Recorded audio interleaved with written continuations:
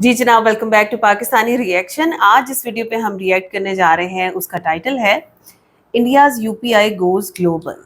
अच्छा, अब इस टाइटल को अगर थोड़ा सा और आगे बढ़ाएं तो Saudi Arabia now implements UPI with 40 other countries. अच्छा, अब सबसे पहले तो ये कि यूपीआई क्या है, इसका थोड़ा सा हमको मालूम है। UPI stands for unified payment interface.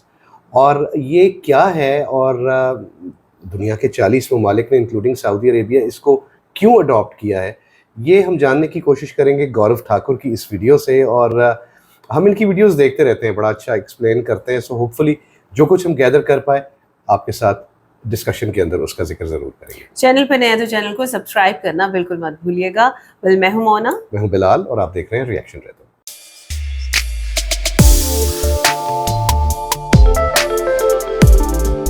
तो चलिए जी, वीडियो को स्टार्ट करते हैं। 3, 2, 1 and go. Real time digital payment में से 40% भागीदारी भारत की है। हेलो फ्रेंड्स, मैं हूं गौरव ठाकुर और जैसे कि आपने सुना, पूरे दुनिया के total real time digital transactions में से करीब 40% अकेले इंडिया में ही होते हैं। And now what's interesting is that currently इन्हीं रियल टाइम पेमेंट्स को फैसिलिटेट करने वाला हमारा यूपीआई अब ओमान, यूएई, बहरीन, कतर और ऐसे ही 35 से 40 देशों में भी घुसने के बाद अब फाइनली इस गल्फ रीजन के मेजर प्लेयर सऊदी अरेबिया में भी एंटर करने वाला है। और एक्सपर्ट्स का तो यह भी दावा है कि वो बहुत ही जल्द यूएस डोमिनेटेड स्विफ्ट सिस्टम को भी रिप्लेस कर देगा। And now this is huge, क्योंकि अब जब इन देशों से लोग इंडिया में पैसे भेजेंगे तब हर साल इंडिया करीब 8 से 10 बिलियन डॉलर्स अपने बचाएगा। और बाय द वे, ये इतना पैसा है कि पाकिस्तान को आईएमएफ से बेल आउट पैकेज भी इससे कम मिलता है। और वेल फ्रेंड्स, मैं ऐसा इसीलिए कह रहा हूं क्योंकि इंडिया के मेजर एनआरआईज इन गल्फ कंट्रीज में ही बसते हैं और वहां की टोटल पॉपुलेशन यानी 58.2 मिलियन में से सिर्फ इंडियंस ही करीब 13.4 मिलियन है। इसका मतलब वहां पर हर 4 लोगों में एक इंडियन है। और ऐसे में क्या आपको पता है, इंडिया में आने वाले टोटल रेमिटेंस में से करीब 65% रेमिटेंस अकेले इन गल्फ कंट्रीज से ही आता है। लेकिन यूपीआई के आने के पहले इन एनआरआईज के पास पैसे भेजने के लिए यूजुअली बस 2 ही तरीके हुआ करते थे। पहला तरीका क्लासिकल कन्वेंशनल बैंक मेथड, जिसमें वीजा, मास्टर कार्ड और वेस्टर्न यूनियन जैसी कार्ड कंपनीज के मीडिएशन की वजह से सऊदी के बैंक्स करीब 6% का तगड़ा ट्रांजैक्शन फीस चार्ज किया करते हैं। और दूसरा तरीका जो एनआरआईज के पास है वो है एजेंट्स, लेकिन उसमें भी कई एजेंट्स जैसे आपको पता है चार्ज करते हैं। सो अंदाजन एवरेज चार्ज कुछ 10% है, यानी कि आप वहां पर साल भर में जितना भी कमाते हो उसमें से रफली आपको 1 महीने की सैलरी तो सिर्फ ट्रांजैक्शन चार्ज के रूप में ही भरना पड़ेगा। और इसी लूपहोल के वजह से होने वाले लॉसेस को रिकवर करने के लिए इंडिया ने सऊदी में यूपीआई को इंट्रोड्यूस करके एक मास्टर मूव खेला है। यूपीआई को लाकर हमने मेजरली 2 जगहों पर चेंजेस लाए। पहला है चार्जेस, जहां पर कार्ड सिस्टम डोमिनेटेड बैंक्स और एजेंट्स इतने हेफ्टी चार्जेस लगा रहे थे, वहीं पर अब यूपीआई से ट्रांजैक्शन करने पर सिर्फ 132.67 की नॉमिनल फीस प्लस अमाउंट का सिर्फ 2.04% ही अप्लाई होगा। इससे बिजनेसेस के पास ऑब्वियसली काफी पैसे बचेंगे। अब यहां पर दूसरा है टाइम। बैंक्स और एजेंट्स ज्यादा पैसे तो ले ही लेते थे, लेकिन उन्हें टाइम भी उतना ही ज्यादा लगता था, ऑलमोस्ट 1 दिन से ज्यादा का समय। बट अब यूपीआई आने से ये ट्रांजैक्शंस कुछ ही घंटों में पूरे भी हो जाएंगे। और तो और इन सारे फैसिलिटीज के साथ कैश लिमिट भी 2 लाख तक रखी गई है, यानी कि किसी भी इमरजेंसी में एनआरआईज अपने फैमिली या फ्रेंड्स को हेल्प भी कर पाएंगे। अब फ्रेंड्स देखो, यहां पर यूपीआई के थ्रू काम कैसे होता है ये समझना इंपॉर्टेंट है उसके बेनिफिट्स समझने के लिए। नंबर 1, सबसे पहले तो सेंडर क्यूआर स्कैन करके पैसे भेजता है। नंबर 2, जिसके बाद उस सेंडर का ऐप अपने पेमेंट सर्विस प्रोवाइडर के सर्वर पर सेंडर के क्रेडेंशियल्स को ऑथेंटिकेट करता है। इसके बाद नंबर 3, इस ट्रांजैक्शन डिटेल्स का कंफर्मेशन लेकर उस बैंक को कहता है कि सेंडर के अकाउंट से इतने इतने पैसे डिडक्ट कर दो। नंबर 4, फिर बैंक इस प्रोसेस को कंफर्मेशन उसी पीएसपी को वापस भेजती है। एंड नंबर 5, कंफर्मेशन आते ही वो पीएसपी रिसीवर के बैंक अकाउंट को वेरीफाई करके उसमें पैसे क्रेडिट या फिर ऐड करने के लिए कह देता है। और फिर उस बैंक से इस प्रोसेस की कंफर्मेशन आती है एंड देन फाइनली इस पूरे ट्रांजैक्शन का कंफर्मेशन रिसीवर और सेंडर के यूपीआई एनेबल्ड एप्स पर चले जाता है। एंड नाउ माइंड यू, ये सारा प्रोसेस बस कुछ ही सेकंड्स में हो जाता है, जो बाय द वे आप भी डेली बेसिस पर एक्सपीरियंस करते होगे अगर आप यूपीआई यूज करते हो तो। लेकिन इतना क्विक ट्रांजैक्शन करना ये अकेला रीजन नहीं है जिसके लिए लोग इसे प्रेफर करते हैं। सो फिडेलिटी नेशनल नाम की एक रेटिंग एजेंसी ने यूपीआई को ग्लोबल ट्रांजैक्शंस में फर्स्ट रैंक दिया है, क्योंकि यूपीआई से पैसे सेंड करना is as easy as sending a message. इसकी यूजेबिलिटी और यूजर फ्रेंडलीनेस इतनी ज्यादा है कि किसी को पैसे ट्रांसफर करने के लिए टेक्नोलॉजिकली एडवांस होना कोई जरूरी नहीं है। प्लस यूपीआई ने round the clock availability, speed of settlement and level of support receive from the regulator, इन सभी में 5 आउट ऑफ 5 स्कोर किया है। In comparison Chinese digital transaction interface का इन क्राइटेरिया में स्कोर सिर्फ 2 आउट ऑफ 5 रहा है। सो या डेफिनेटली ये स्कोर हमें काफी प्राउड तो फील करवाता है, बट इस स्कोर में एक दिक्कत है, और वो दिक्कत क्या है इसके बारे में तो मैं आपको बताऊंगा ही। लेकिन यूपीआई ने मर्चेंट पेमेंट से लेकर स्टॉक और फाइनेंशियल मार्केट ट्रांजैक्शंस तक बहुत सारी चीजें इजी कर दी है, और अब आपको स्टॉक्स बाय करने के लिए कई दिनों तक वेट करने की कोई जरूरत नहीं। यूपीआई और डिजिटल ट्रांसफॉर्मेशन की वजह से आप कुछ ही मिनट्स में स्टॉक्स को बाय और सेल कर सकते हो। ज़ीरोधा के फाउंडर नितिन कामत ने खुद कहा कि वो स्टॉक मार्केट में यूपीआई के यूज को लेकर काफी ऑप्टिमिस्टिक है, और इससे इंडिया के मार्केट को कई बेनिफिट्स होंगे। इंडिया के बाद चाइना दूसरा सबसे हाईएस्ट नंबर ऑफ ट्रांजैक्शंस करने वाला देश है, लेकिन अनलाइक इंडिया यहां पर मास्टर कार्ड और वीजा जैसे यूएस बेस्ड कार्ड कंपनीज का पेनिट्रेशन चाइना ने रोक रखा है। इसी बीच यूएस बेस्ड फिडेलिटी नेशनल द्वारा चाइनीज पेमेंट सिस्टम्स का पुअर कस्टमर वैल्यू के नाम पर मार्क्स काटना थोड़ा सा सस्पिशियस है। एंड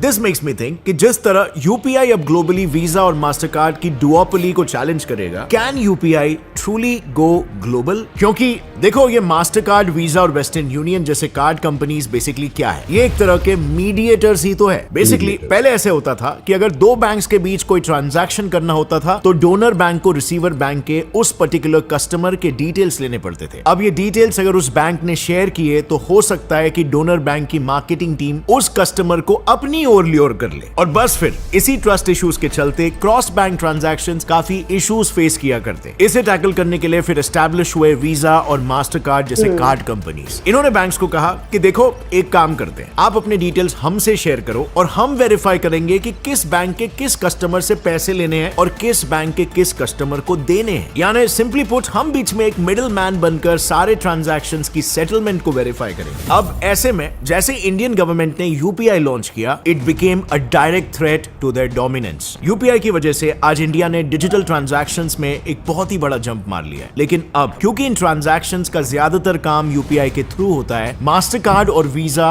यूपीआई के शुरुआती समय से ही उसका भारी विरोध कर रहे थे। जैसे कि मैंने पहले कहा, ये दोनों ही कंपनीज मोस्टली ग्लोबल लेवल पर ट्रांजैक्शंस का सेटलमेंट करते हैं। बट देन अप्रैल 2012 में इन कंपनीज द्वारा हुए ग्लोबल सिक्योरिटी डेटाबेस लीक में करीब 1 करोड़ अकाउंट्स के क्रेडिट कार्ड इंफॉर्मेशन लीक हो गए थे। और अभी करंटली भी रशिया यूक्रेन वॉर की वजह से यूएसए ने रशिया में अपने वीजा और मास्टर कार्ड सर्विसेज को पूरी तरीके से बंद करवा दिया। सो इसे हम क्या समझे कि इन कंपनीज को यूएसए वेपन्स की तरह इस्तेमाल करेगा और एनी टाइम दूसरे कंट्रीज की इन पर डिपेंडेंसी को अपने फेवर में लेवरेज कर सकता है। सो ये बिल्कुल ही क्लियर था कि यूएसए के भरोसे पर पूरी तरीके से अपने बैंकिंग सिस्टम को बेस करना खतरे से खाली नहीं है, और इसीलिए सबसे पहले 2014 में गवर्नमेंट ऑफ इंडिया ने एक रूपे नाम का एक होममेड कार्ड प्रमोट करना शुरू कर दिया। ये कार्ड आपने भी देखा होगा, काफी फेमस हुआ था, आज के तारीख में भी काफी लोग इसे यूज करते हैं। और ये इसीलिए जरूरी था क्योंकि आपको अगर पता होगा, यूपीआई के शुरुआती दिनों में यूपीआई से जुड़े एप्स को यूज करने के लिए आपको डेबिट या क्रेडिट कार्ड की जरूरत पड़ती थी। अब ऐसे में हर कोई वीजा या मास्टर कार्ड की ईयरली फीस को अफोर्ड नहीं कर सकता था। सो रूपे एक काफी सस्ता ऑल्टरनेटिव बन गया जिससे यूपीआई और ज्यादा लोगों तक पहुंच पाया। And this was very successful क्योंकि यूपीआई से पहले वीजा का इंडिया में मार्केट शेयर 60% था, मास्टर कार्ड का दूसरी तरफ 30% और अमेरिकन एक्सप्रेस का 8.5%। बट 2019 तक अब रूपे और यूपीआई का शेयर करीब 58% तक पहुंच गया है, और अब कई लोगों के लिए उनका मोबाइल ही उनका वॉलेट बन गया है। इनफैक्ट सिर्फ इसी से ही गवर्नमेंट हर साल करीब 5,700 करोड़ रुपए बचाती है जो खराब नोट्स को रिप्लेस करने में खर्च होते हैं। अब इसके विरोध में वीजा ने अपनी होम कंट्री यूएस में इंडिया के अगेंस्ट कंप्लेन भी कर दिया। उनका कहना था कि इंडिया में सभी कंपनीज के लिए लेवल प्लेइंग फील्ड इक्वल नहीं है। इंडिया में वहां की गवर्नमेंट अपने सिस्टम को बहुत ज्यादा सपोर्ट कर रही है, पार्शियल हो रही है उसको लेकर। अब ऐसी सिमिलर सिचुएशन इंडोनेशिया में तब आई थी जब उनकी डोमिनेंस खतरे में थी। तब उन्होंने United states trade representative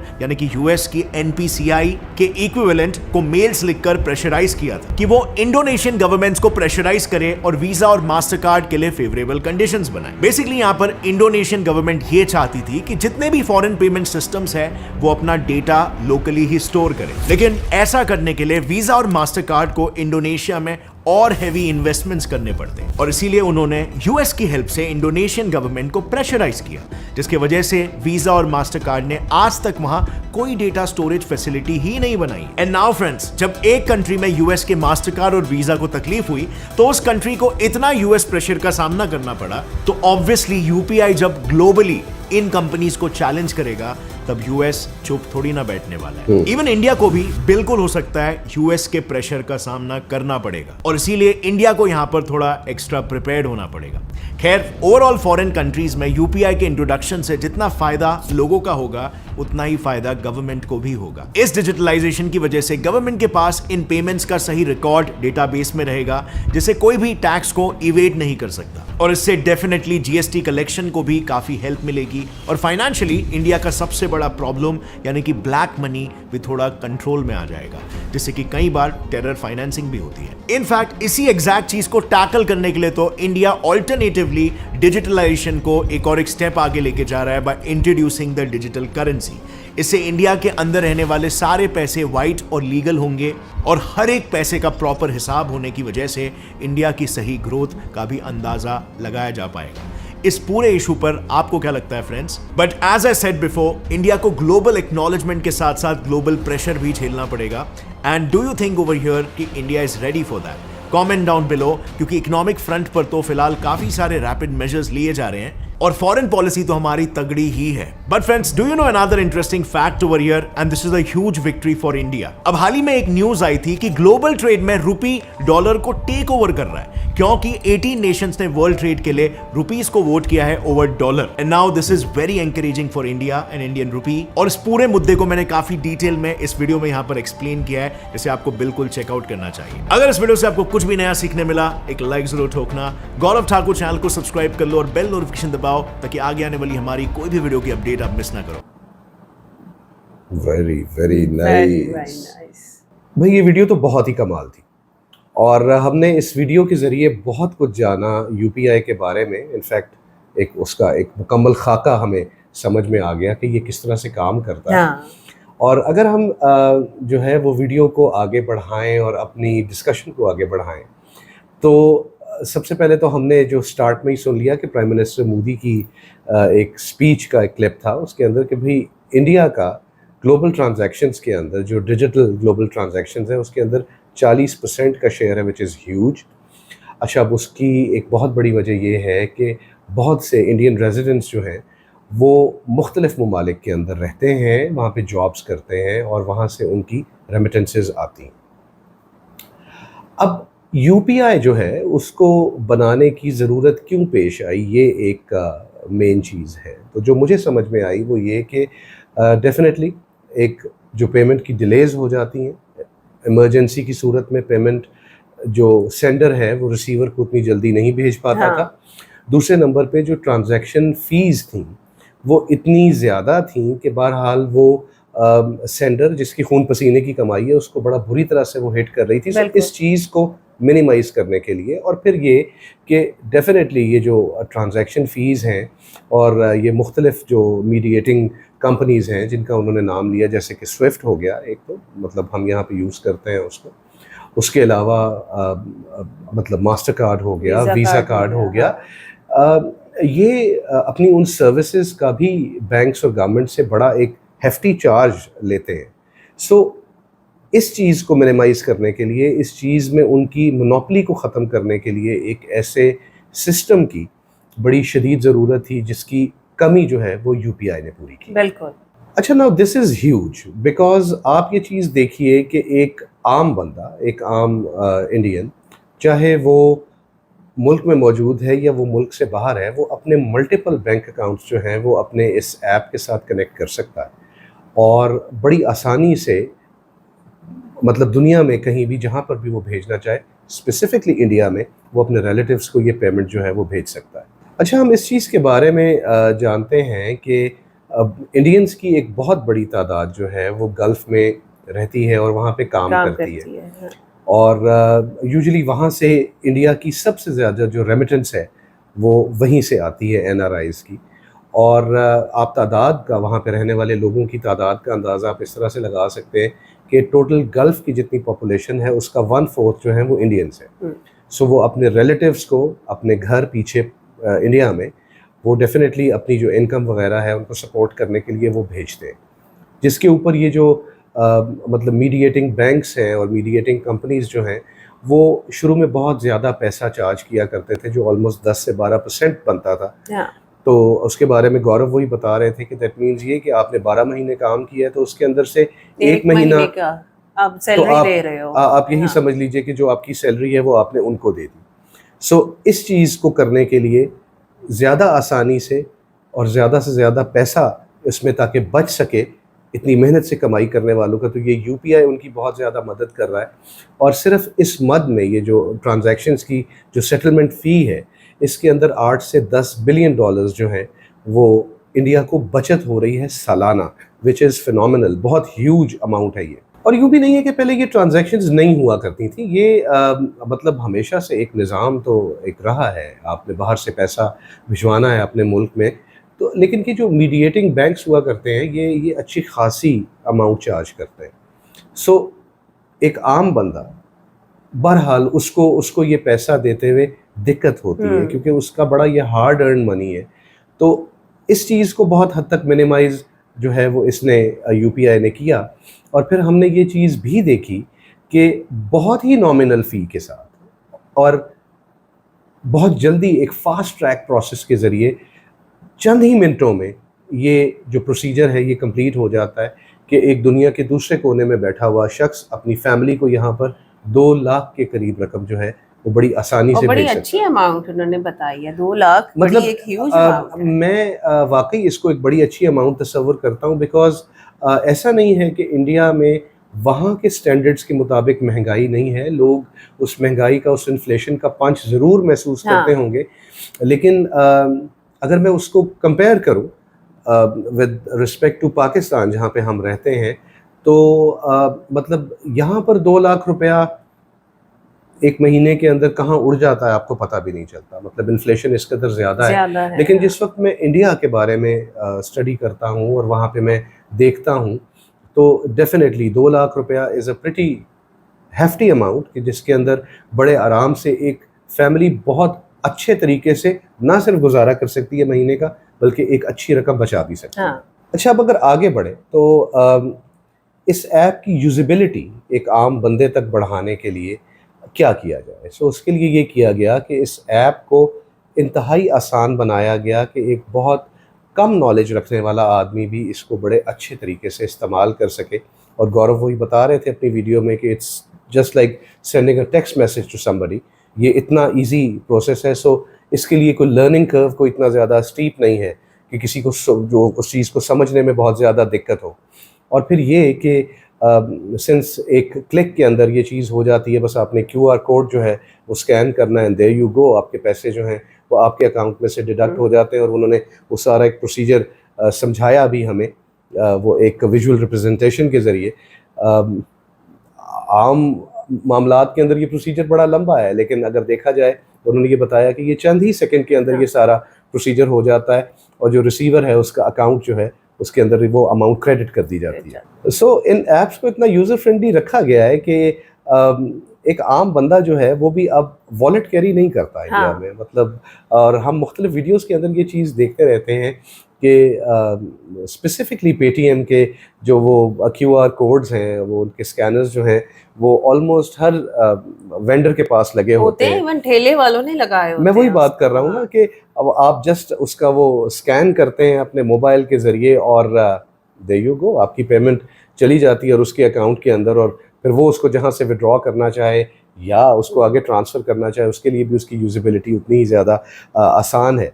so basically ये मतलब जहाँ पे हुकूमत को इस चीज़ का फ़ायदा हो रहा है ट्रांजैक्शंस के अंदर, वहाँ पर एक आम आदमी के लिए बेहद आसानी है, बिकॉज कैश कैरी करने की अपनी हैसल है और फिर बैंक्स में जाना, वहाँ से कैश को विड्रॉ करना या एटीएम्स के ज़रिए विड्रॉ करना, अगर आपका मोबाइल ही आपका वॉलेट बन जाए हाँ। और आपकी तमाम तर ट्रांजैक्शंस जो हैं वो आपके मोबाइल के ज़रिए ही पूरी हो रही हैं, तो आपको और क्या चाहिए यार। और उसके बाद आप ये चीज़ देखिए कि गौरव ने बड़ी डिटेल से जो है वो मतलब इस चीज़ को भी समझाया कि जैसे जैसे इंडियन यूपीआई जो है वो ग्लोबली एक्सेप्ट हो रहा है और जो है मतलब उसकी पॉपुलैरिटी बढ़ती जा रही है, वैसे वैसे डॉलर को और ऑफ कोर्स वीज़ा कार्ड को और मास्टर को उनको उनको उनकी उनकी ना दुम पे पैर रखा जा रहा है और वो उस चीज़ के लिए बड़ा जो है वो प्रोटेस्ट कर रहे हैं उस चीज़ के ऊपर, और इसके लिए हिंड्रेंसेस जो है वो यूपीआई के लिए पैदा करने की कोशिश कर रहे हैं।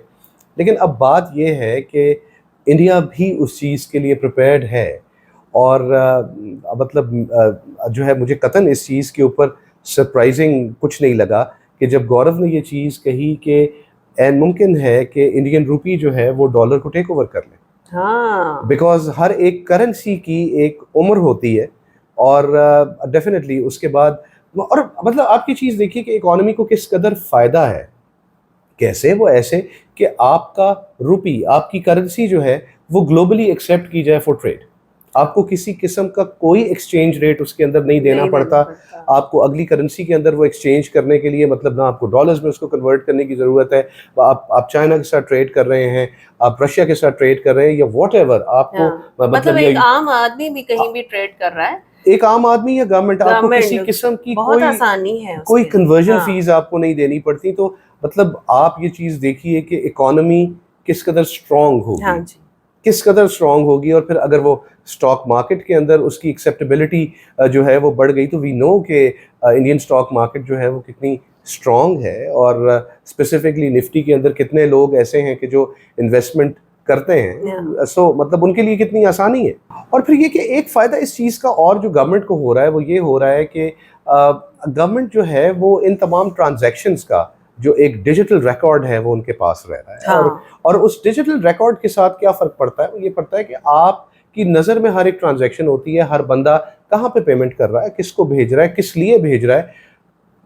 तमाम जब रिकॉर्ड आपके पास मौजूद होगा, गवर्नमेंट के पास मौजूद होगा, तो बहुत आसानी है टैक्सेशन डिपार्टमेंट्स के लिए कि वो अपने टैक्स के निज़ाम को ज़्यादा बेहतर करें। और ये बात हम जानते हैं कि the better the tax collection the better the country goes. Economy उतनी ही ज़्यादा बेहतर होती है और वही टैक्स कलेक्शन है बेसिकली जो कि मतलब इन द लॉन्गर रन लोगों के ही काम आती है जब गवर्नमेंट्स उनसे प्रोजेक्ट्स बनाते हैं। और आप फिर ये देखें ना कि आप इंडिया में वो डेवलपमेंट्स देख भी रहे हैं। बिल्कुल ऐसा ही है, ऐसा ही है। सो मतलब ग्रेट इनिशिएटिव। और स्पेसिफिकली जब सऊदी अरेबिया जैसा एक बड़ा गल्फ प्लेयर जो है वो इसको, बल्कि गल्फ का ही प्लेयर नहीं है, सऊदी अरेबिया तो है मतलब जो है वो दुनिया का एक बड़ा प्लेयर है।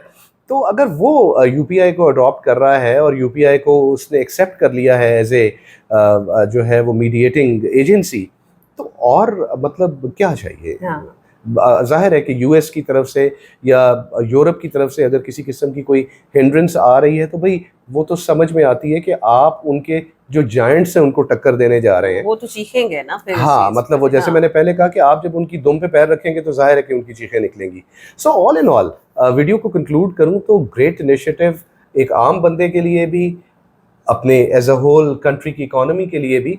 और मतलब इंडिया के बारे में मैं अपनी हर एक वीडियो को कंक्लूड करते हुए कहता हूं कि in every sector almost India is leading by example.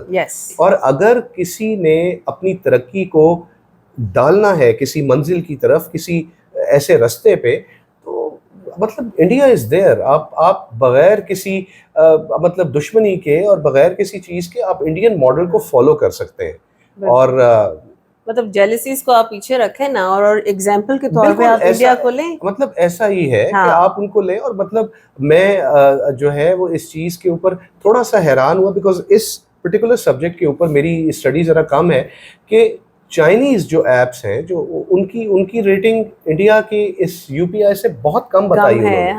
मतलब कहाँ 2 और कहाँ 5 कि कस्टमर सेटिस्फेक्शन नहीं है वहाँ पे, लेकिन यहाँ पे आपको ऑलमोस्ट 100% सेटिस्फेक्शन कस्टमर को भी और जो मीडिएटिंग जो बैंक्स हैं उनका भी मतलब सेटिस्फाइड हैं हर कोई इस ऐप के एक प्रोसेस के ज़रिए। सो मतलब outstanding way to go. So that's it for the reaction. ये एक बड़ा ज़बरदस्त इनिशिएटिव है और मास्टर स्ट्रोक है इंडियन इकोनॉमी को एक बड़ा अच्छा बूस्ट और किक देने के लिए। आप बताइएगा कि आपको ये वीडियो और हमारा रिएक्शन कैसा लगा। अगर आपको रिएक्शन पसंद आया हो तो प्लीज़ वीडियो को लाइक कर दीजिएगा, चैनल को सब्सक्राइब कर दीजिएगा। मिलते हैं आपसे अगली वीडियो में, अपना बहुत ख्याल रखिएगा।